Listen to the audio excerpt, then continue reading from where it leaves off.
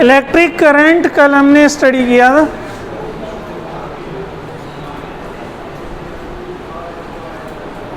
जब इलेक्ट्रॉन पे हम पोटेंशियल डिफरेंस अप्लाई नहीं करते तो वो अपनी मर्जी से क्या कर रहे होते, मूव कर रहे होते रैंडम डायरेक्शंस में।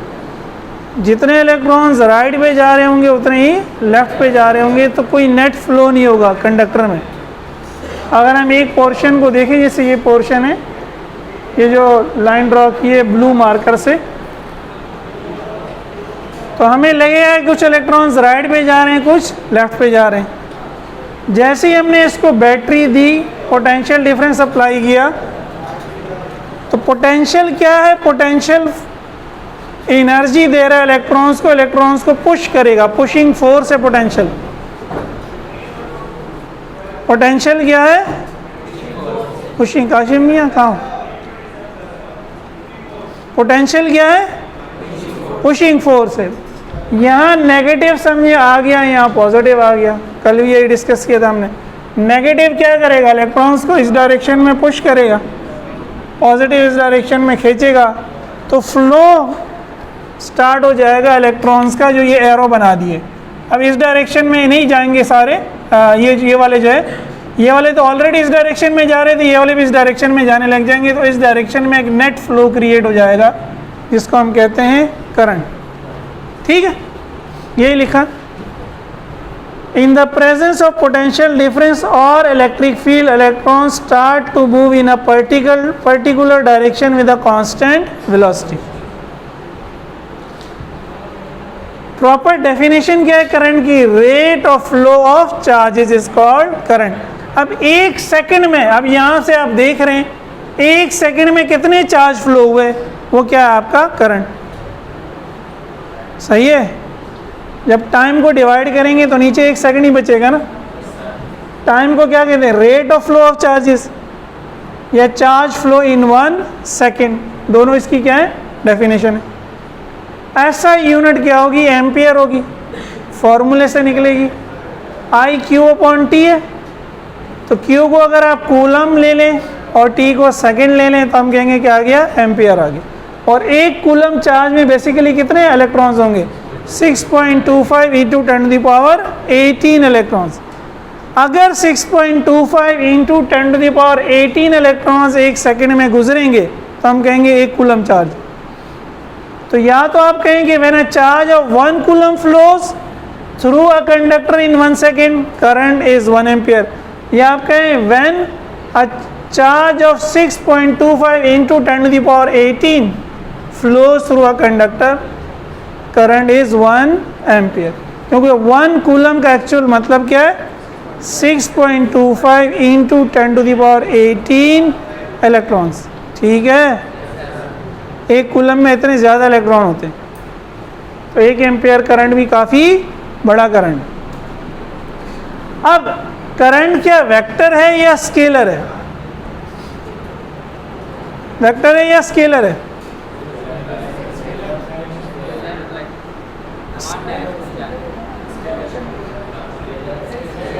स्केलर होगा, वेक्टर होगा।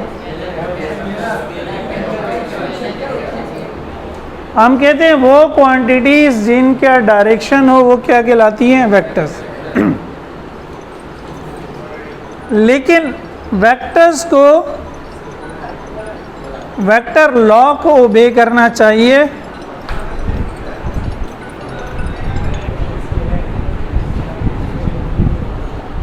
वेक्टर एडिशन क्या होती है, वो डिपेंड करती है डायरेक्शन पे।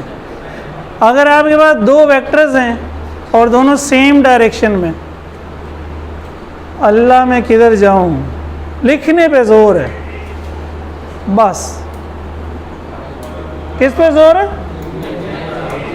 और यार ये वीडियो भी बन रही है, वीडियो से देख लेना, किधर भाग रहा है ये बोर्ड, किधर भाग रहा है। मेरी खूबसूरत बातें सुनो और उनको जहन में बिठाओ। तो ये अगर 2 वेक्टर्स हैं, फोर्स के वेक्टर हैं, ये 10 न्यूटन है और ये 5 न्यूटन है, अगर दोनों की डायरेक्शन सेम है, तो हम कहेंगे टोटल जो फोर्स होगी वो क्या होगी,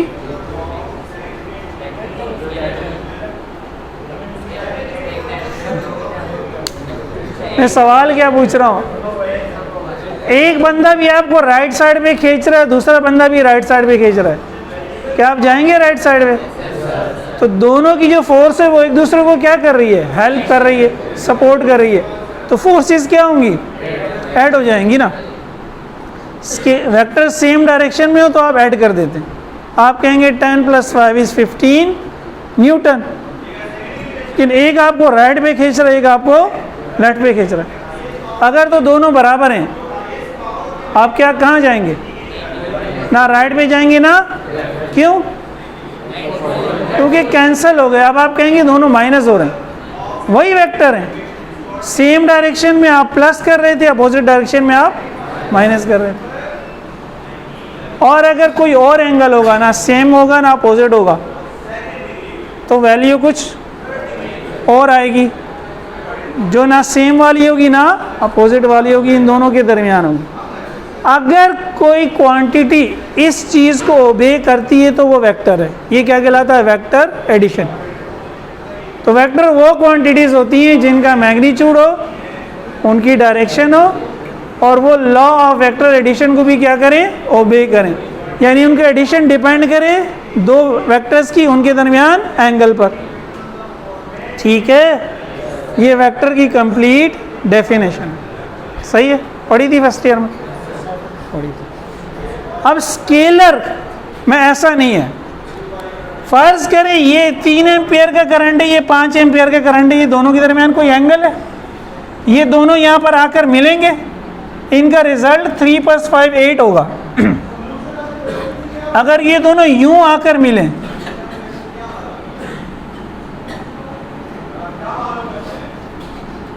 एंगल बड़ा हो गया, अब भी रिजल्ट 8 होगा। तो करंट की जो एडिशन है वो एंगल पे डिपेंड नहीं करती, करंट वेक्टर नहीं है, डायरेक्शन तो है करंट की, लेकिन करंट वेक्टर नहीं है। इसीलिए मैंने लिखा है all vectors have direction but all quantities with direction are not vectors. जब आप कहते हैं वेक्टर है तो उसकी तो डायरेक्शन होगी लाजमी, उसके बगैर वो वेक्टर। लेकिन इसका उलट अगर आप ये कहें कि एक क्वांटिटी की डायरेक्शन है तो वो लाजमी वेक्टर होगा, ऐसा नहीं है। जैसे प्रेशर की डायरेक्शन है, लेकिन प्रेशर भी वेक्टर नहीं है, करंट भी वेक्टर। एक्चुअल में ये टेंसर क्वांटिटी आप बीएससी में पढ़ेंगे, लेकिन बहरहाल अभी आप कहेंगे कि ये क्या है, स्केलर है, वेक्टर नहीं है तो क्या है, स्केलर है। तो करंट है क्या, rate of flow of charges, या 1 second amount of charge which flows in 1 second. ऐसा यूनिट क्या है, एम्पियर। अगर 1 सेकेंड में 1 कूलम चार्ज फ्लो हो रहा है तो करंट कितना है, 1 एम्पियर। और ये वेक्टर नहीं है, क्या है, स्केलर है। क्यों स्केलर है, क्योंकि ये वेक्टर लॉ ऑफ एडिशन को ओबे नहीं करता। क्लियर है सबको, कोई सवाल? अब उतार लो।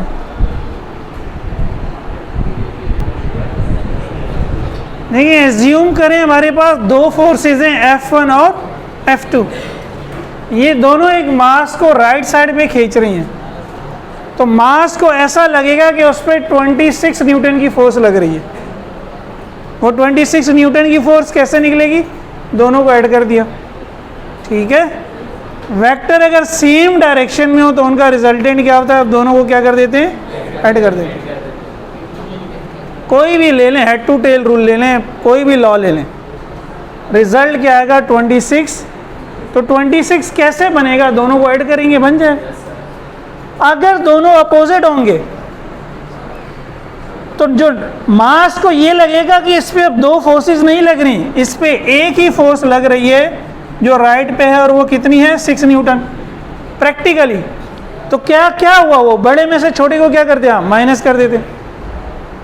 जब अपोजिट डायरेक्शन में हो गए तो क्या हो गए, माइनस हो गए। अगर दोनों के दरमियान एंगल 90 बन रहा है, आप फॉर्मूला लगाओगे F = √F1² + F2² + 2F1 F2 cos theta, 18.86 आ जाएगा।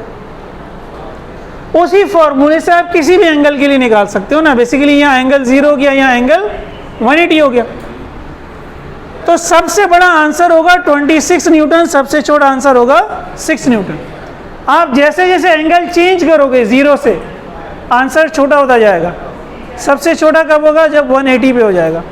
तो कहने का मकसद ये वेक्टर एडिशन है। आंसर डिपेंड कर रहा है F1 और F2 के दरमियान एंगल पर या F1 और F2 की डायरेक्शन पर। ठीक है, अब अगर यही कंडीशन हम करंट में ले लें, जैसे मैंने आपको अभी कैपेसिटर में समझाया भी था, फर्ज करें ये पैरेलल कम्बिनेशन है ना, एक कैपेसिटर यहाँ एक कैपेसिटर यहाँ मैंने जोड़ा नहीं है, तो हमने क्या कहा था, करंट क्या होगा? डिवाइड हो जाएगा। अगर यहाँ से 8 एम्पियर करंट आएगा तो 3 एम्पियर यहाँ चला गया और 5 एम्पियर इस पॉइंट पर, ये दोनों क्या होंगे? दोबारा जुड़ जाएंगे, दोबारा 8 बन। तो अब देखिए ना, यहाँ एंगल कुछ भी हो, करंट 8 आ रहा है। यहाँ जब एंगल 0 होता था तब दोनों को ऐड करते थे। एंगल 90 ले लो, 3 एम्पियर और 5 एम्पियर, रिजल्ट तब भी 8 एम्पियर आएगा। यानी ये एक तार है, ये दूसरी तार है, ये एक तार है, ये। जब भी इन दो तारों में अलग अलग करंट आ रहे हैं और आगे आप इन दोनों को जोड़ के एक तार और निकाल दोगे तो इन दोनों का करंट हमेशा क्या होगा? ऐड होगा। आप एंगल कुछ भी बना लो, 0 बना लो, 30 बना लो, 50 बना लो, 90 बना लो, वायर्स के दरमियान के एंगल पर डिपेंड, तो इसलिए हम कह रहे हैं ये वेक्टर नहीं है।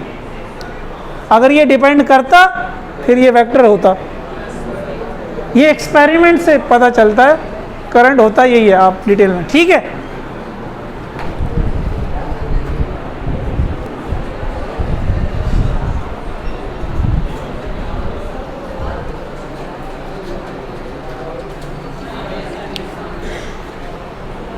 जब करंट किसी कंडक्टर में से या किसी भी मटेरियल में से फ्लो होता है तो उसको कुछ रुकावट मिलती है, उस रुकावट को क्या कहते हैं? रेजिस्टेंस। जिस तरह हमने कैपेसिटेंस पढ़ी थी, कैपेसिटेंस की डेफिनेशन याद है?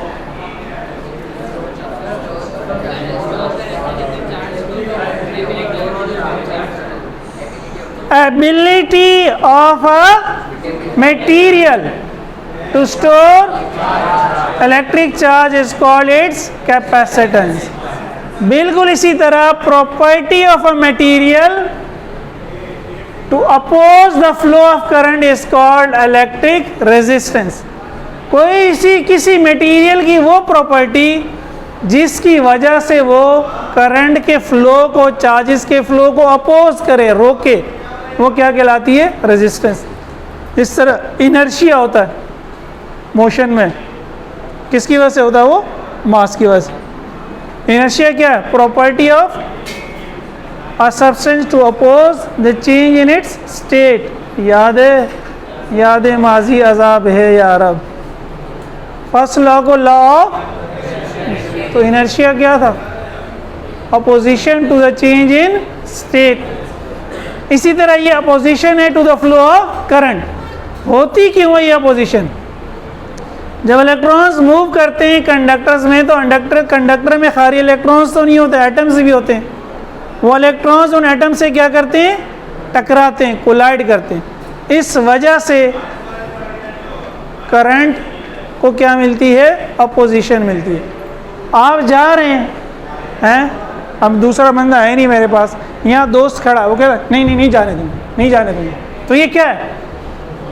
ये क्या है? आपके फ्लो में, मूवमेंट में अपोजिशन है। इस तरह इलेक्ट्रॉन के सामने एटम होता है, नहीं जाने दूंगा। अगर बच के निकल गया तो ठीक है, टकरा गया तो अपोजिशन मिल गई ना। तो इलेक्ट्रॉन के बहाव में जो है उसको सामने एटम, वैसे तो स्पीड उनकी इतनी होती है कि टकरा के भी वो क्या करते हैं? फिर निकल जाते हैं। समझ आया? अभी हम डिटेल में दोबारा देखते हैं। It is due to the collusion of electrons with the atoms of the material. इसका जो फॉर्मूला है, आर इसका सिंबल है, पोटेंशियल अपॉन करंट। कंडक्टर को जो आपने पोटेंशियल दिया और उस कंडक्टर में से जितना करंट गुजर रहा है, इन दोनों का जो रेशो होगा वो क्या होगा? इलेक्ट्रिकल रेजिस्टेंस होगी। ये ओम्स लॉ से भी आएगा, हम बाद में देख लेंगे। ठीक है, ratio of the potential difference and electrical current is called electrical resistance. यहीं से इसकी यूनिट आएगी। अगेन फॉर्मूले में वैल्यू रखेंगे, V वोल्ट में, I एम्पियर में, तो रिजल्ट क्या आएगा? ओम। इसको इस बेल के सिंबल से, या क्या कहते हैं इसको, और या ग्रीक में क्या कहते हैं इसको? सिग्मा। सिग्मा है ना, पता नहीं क्या है, चलो यार इससे भी रिप्रेजेंट करते हैं, ठीक है, ओम, या ये ओम का क्या है, सिंबल है। ओम बेसिकली एक साइंटिस्ट का नाम है। तो क्या यूनिट होगी, resistance of a conductor is 1 ohm if a potential difference of 1 volt causes a current of 1 ampere to flow through the conductor. Conductor को पोटेंशियल डिफरेंस देते हैं तो करंट फ्लो होता है। तो जब 1 वोल्ट का पोटेंशियल डिफरेंस दें और उसमें से करंट गुजर जाए 1 एम्पियर, तो 1/1 क्या हो जाएगा, 1। तो वो 1 वोल्ट बटा 1 एम्पियर क्या बन जाएगा, 1 ओम बन जाएगा, ठीक है। अब ये जो रेजिस्टेंस है ये कुछ फैक्टर्स पर डिपेंड करती है कंडक्टर के। Number 1, length of the conductor. Length बढ़ाएंगे रेजिस्टेंस बढ़ जाएगी, लेंथ के डायरेक्टली प्रोपोर्शनल है। Number 2, area of cross section, इसको कहते हैं एरिया ऑफ क्रॉस सेक्शन। यानी अगर आप साइड से देखें, जैसे ये मार्कर है, ये इसका एरिया ऑफ क्रॉस सेक्शन है, ये वाला एरिया। ये समझे थोड़ी पतली तार है, ये थोड़ी मोटी तार है। जब आप तार को मोटा करेंगे उसका ये जो एरिया ऑफ क्रॉस सेक्शन है, जो सर्कुलर एरिया, ये क्या होगा, बढ़ जाएगा। एरिया बढ़ाने से रेजिस्टेंस कम होगी, तो रेजिस्टेंस एरिया के क्या इन्वर्सली प्रोपोर्शनल है, ठीक है। तार का, तार जो तार हमारी जा रही होती है ना बाहर, कॉपर वायर है या सिल्वर वायर है, अगर इन दोनों को कंबाइन कर दें, कंबाइन क्या करते हैं, लेफ्ट साइड तो सेम है, राइट साइड वाले मल्टीप्लाई हो जाएंगे, L मल्टीप्लाई बाय 1/E क्या हो जाएगा, L/A। प्रोपोर्शनली हटाएंगे, इक्वल और कांस्टेंट को यहाँ कहते हैं rho, R is equal to rho L/A। अब ये रॉ किसको जाहिर करेगा, नहीं भाई ये डेंसिटी नहीं है, चैप्टर 11 नहीं है, ये रॉ कांस्टेंट ऑफ प्रोपोर्शनैलिटी है ना यार। Normally constant of proportionality chapter 11 में इसे हमने पढ़ा था, अल्फा और बीटा मटेरियल को जाहिर करेगा। डिफरेंट मटेरियल के लिए रॉ की वैल्यू क्या होगी, कॉपर का रॉ कुछ और होगा, प्लास्टिक का रॉ कुछ और होगा, रबर का रॉ कुछ और होगा। तो ये रॉ तीसरा फैक्टर है और साथ ही साथ चौथा फैक्टर भी है। तो रॉ किसको जाहिर कर रहा है, तीसरे फैक्टर को, रेजिस्टेंस पे, किसको, मटेरियल को। फिर अगर आप मटेरियल भी चेंज नहीं कर रहे, लेंथ भी चेंज, एरिया भी चेंज, टेम्परेचर चेंज होने से भी रेजिस्टेंस चेंज होती है, टेम्परेचर चेंज करने से भी। तो जो चौथा फैक्टर है रेजिस्टेंस का वो क्या है, टेम्परेचर।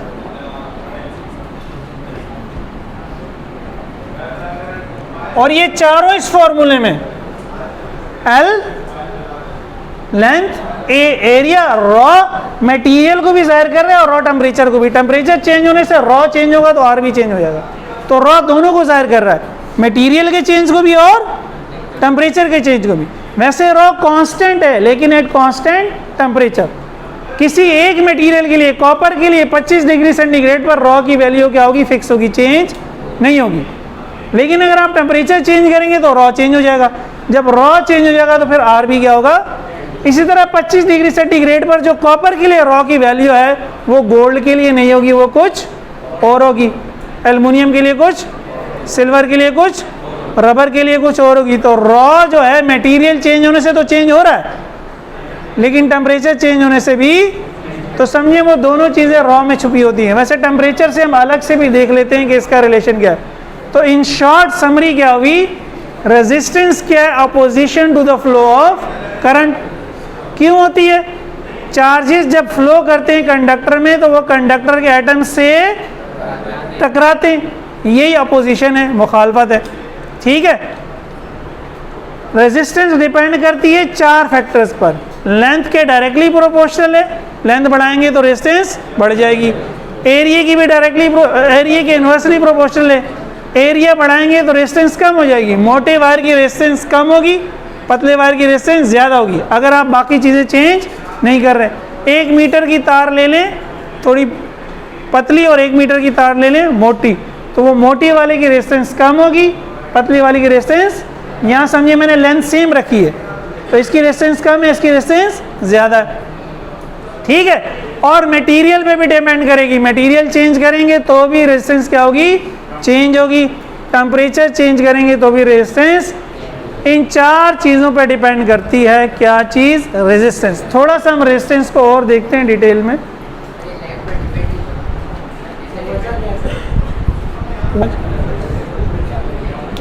देखिए ये अगर एक कंडक्टर है तो ये वही एंड इसका समझ लें नेगेटिव है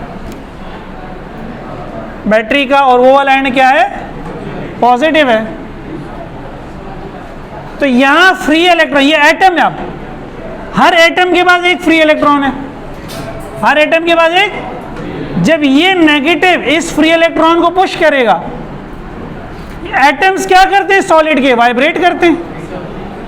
ये एटम क्या करेगा, ऊपर नीचे, कभी इधर होगा कभी इधर होगा।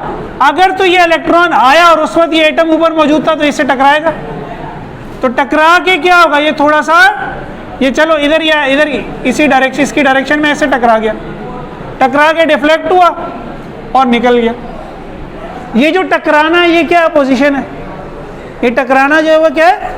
अगर आप बढ़ा दोगे लेंथ, आप इसको बढ़ा दोगे तो इसके रास्ते में ज़्यादा कंडक्टर एटम्स आ जाएंगे ना, तो टकराने की पॉसिबिलिटी क्या होगी, ज़्यादा हो जाएगी। लेंथ बढ़ाओगे तो ज़्यादा फासला तय करना पड़ेगा। तो हो सकता है अभी एक से टकरा रहा था तो फिर क्या होगा, दो से टकराए, तीन से टकराए, चार से टकराए, समझ आई। अब अगर फर्ज करें एक तार मैंने ली थी जिसमें सिर्फ ये था, एक ही रो थी एटम्स की, दूसरे में दो थी, तीसरे में, यानी ये पतली तार है, ये थोड़ी सी मोटी है उससे भी। अब ये यूं समझ लो जैसे रोड है, रोड अगर सिंगल लेन की है और आप गाड़ी चला रहे हैं तो आपको ओवरटेक करने में मुश्किल होगी ना। एक ही रोड है, सारी गाड़ियां उस पर जा रही हैं, आपको रास्ता, तो अब इलेक्ट्रॉन के पास रास्ता नहीं है भागने का, दो लाइन की रोड हो गई। अब आप करते भी है ना बाइक पे लहराते हुए, अब रास्ता निकालना आसान हो जाता है, तो इलेक्ट्रॉन को भी पॉसिबिलिटी बढ़ गई, हो सकता है इधर से भाग जाए, इधर से भाग जाए, तो रेजिस्टेंस क्या होगी, कम, कोलिजन के चांसेस क्या हो गए, आपने और बढ़ा दिया। अब ये 3 लाइनों की हाईवे हो गई, और बढ़ाएंगे 4 लाइन की हाईवे हो गई। तो आप इलेक्ट्रॉन को आसानी फराहम कर रहे हैं कि टकराए बगैर वो क्या हो जाए, भाग जाए। ठीक है, जब लेंथ बढ़ाते हैं कोलिजन की पॉसिबिलिटी बढ़ती है, एरिया बढ़ाते हैं तो कोलिजन की पॉसिबिलिटी कम होती है, उसके स्केप रूट्स बढ़ जाते हैं, फरार के रास्ते क्या होते हैं, बढ़ जाते हैं जब आप एरिया बढ़ा लेते हैं। ठीक है, ठीक है, कल इंशाल्लाह 4 बजे मुलाकात होगी, मज़ीद देखेंगे।